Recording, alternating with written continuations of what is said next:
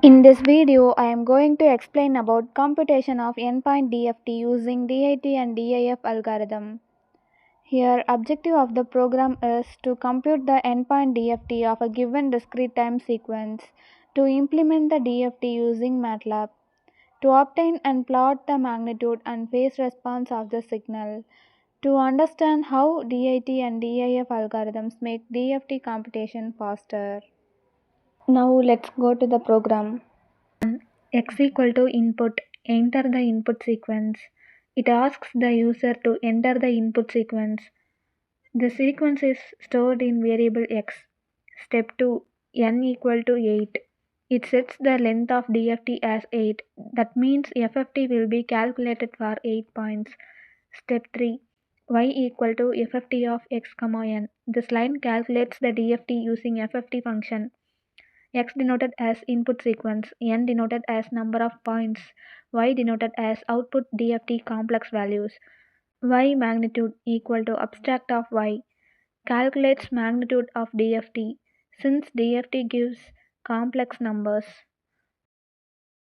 Step 5, y underscore phase equal to angle of y calculates phase of DFT. Angle gives phase angle of complex numbers. Next, n equal to 0 is to n minus 1 creates index values from 0 to 7 since n equal to 8.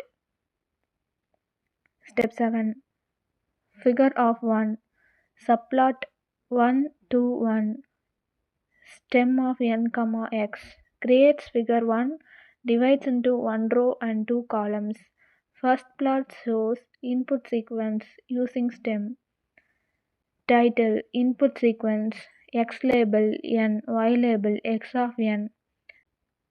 Subplot 1 to 2, stem n, y. Second plot shows DFT output sequence. Title, output sequence, x label k, y label x of k.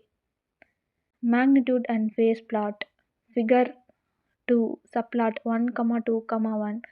Stem of n, y magnitude.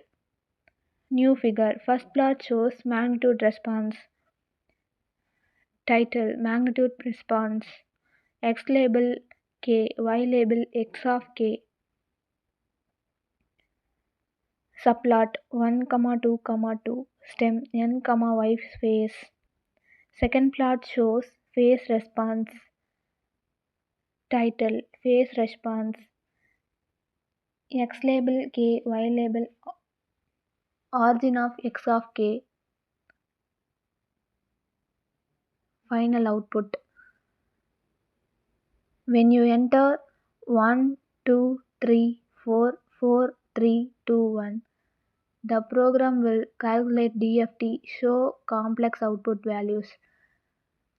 Then plot input signal, output DFT, magnitude response, phase response. Thank you.